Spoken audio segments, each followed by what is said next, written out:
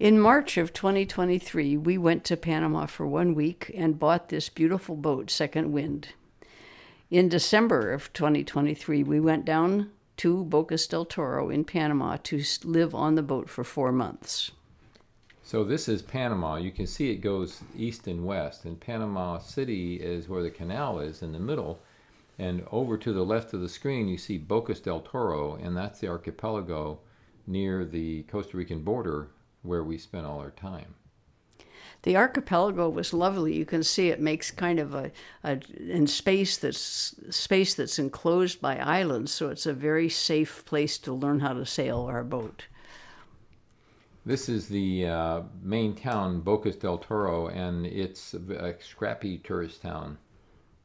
It's a lot of the buildings are built on stilts over the water, which lets you know that this is an area south of the hurricane zone, which is partly why we chose Panama. You can take your dinghy right up to hotels and restaurants right from the water. One of our favorite stores was this open-air fruit and vegetable store, and you can bring your dinghy right up to the back there. Everybody has a dockside. So Colón, the island that Bocas del Toro is on, is the only one that has roads and cars. All the rest of them don't. So the only way you can get to anything is by water taxi. So it's a lot like Venice when you're there. Our boat is a Canadian sailcraft. It's 36 feet long, and we bought it from a man who had put a lot of work into it.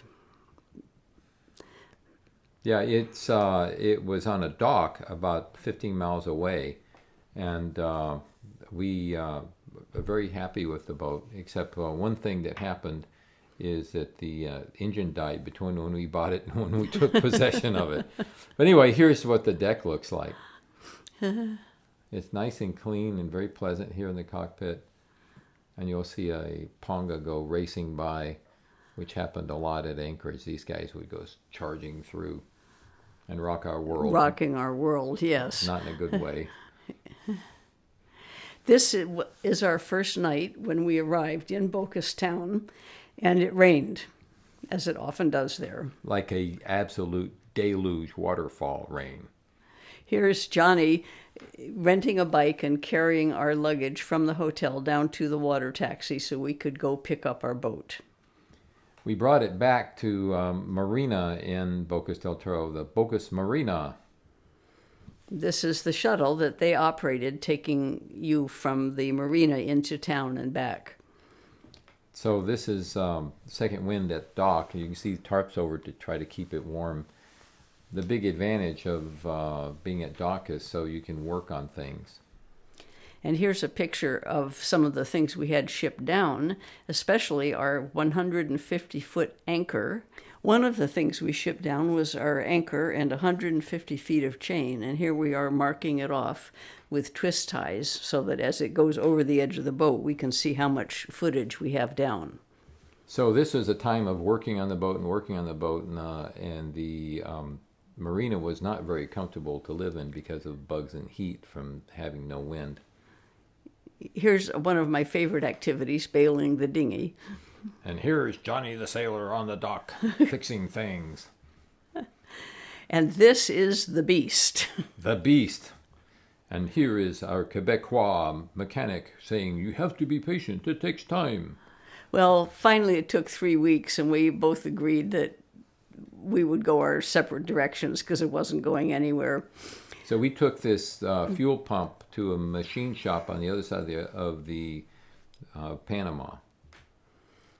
We went in a water taxi like this, and it's packed with people. You'll notice how many people are wearing life jackets. And they're racing along at 40 miles an hour, butt-smashing, teeth-chattering speeds. It went through some lovely islands on the way to the mainland. And then when we got to the mainland, we had to take a bus across the isthmus. The buses were populated primarily by indigenous people who control huge chunks of land in the middle of the island. Very beautiful area. Except they got Mario Andretti to be the bus driver, and we went charging along it on practically on two wheels with luggage tied to the roof. We finally made it to Oz, otherwise known as the Laboratorio y Servicio Diesel de Chiriqui, where they were supposed to fix our fuel pump. But to no avail. So we got a new mechanic named Carlos who called for a complete overhaul. This involved getting the engine out of the boat, and this is Alex, who worked at the marina and dead weight lifted this from the inside of our boat up to the deck and then down onto this waiting boat to take it to the mainland. Carlos is writing up his bill while I'm doing something over in the kitchen. So we decided that once the motor was out of the boat, we would be out of the marina.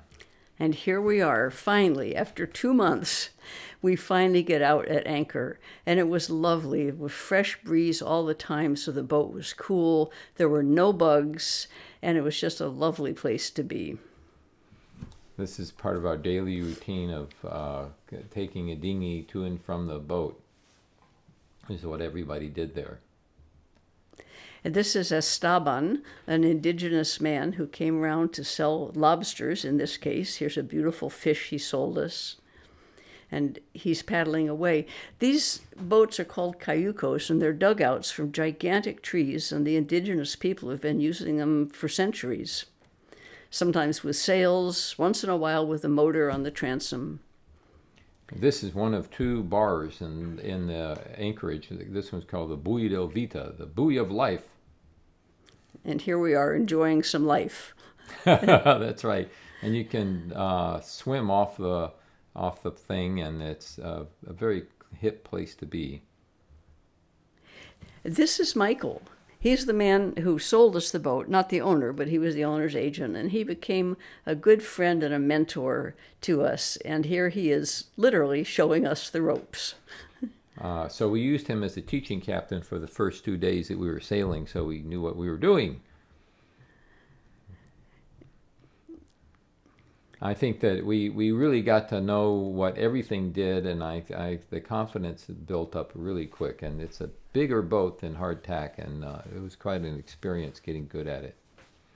Our friends Kim and Mark came from Urbana for a visit.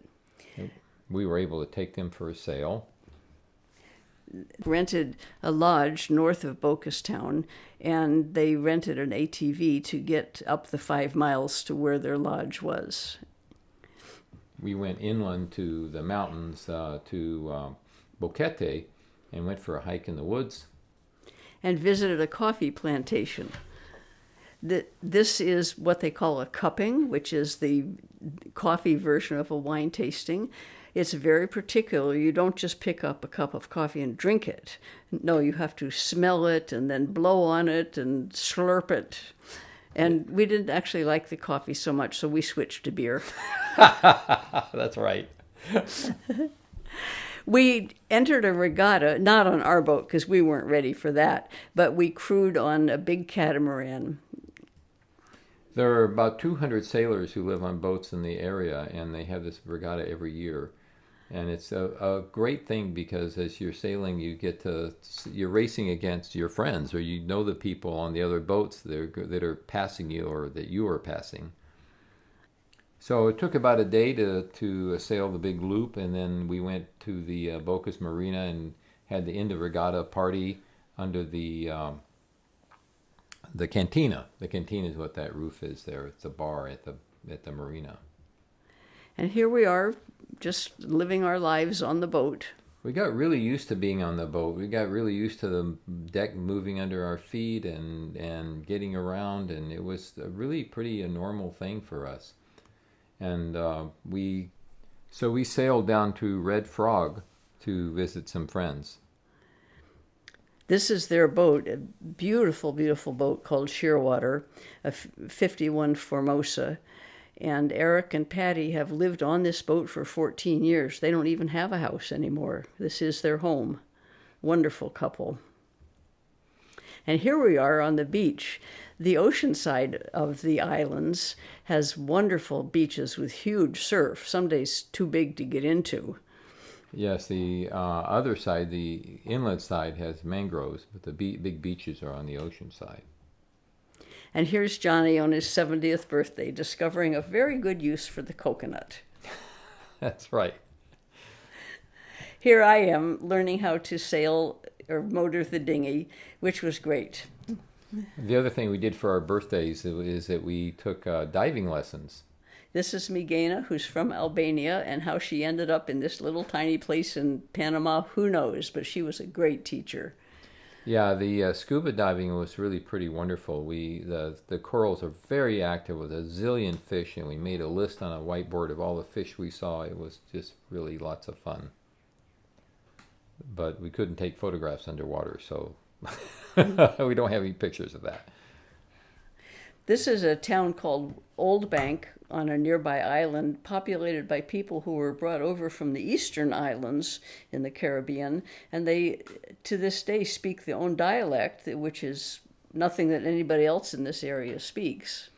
Yes, and this is what the boat looks like from Old Bank, looking out at our boat to the very right edge of the frame. That blue spot is us. So we decided to go on a long trip halfway down the archipelago through some narrow channels to visit Michael and Monica.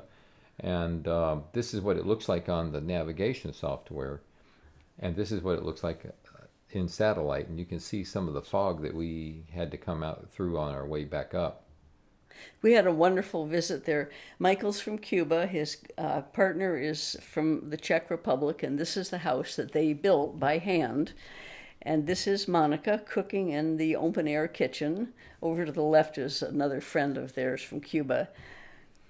Yeah, you don't need walls necessarily in Panama. Michael's preparing some sugar cane for us to snack on.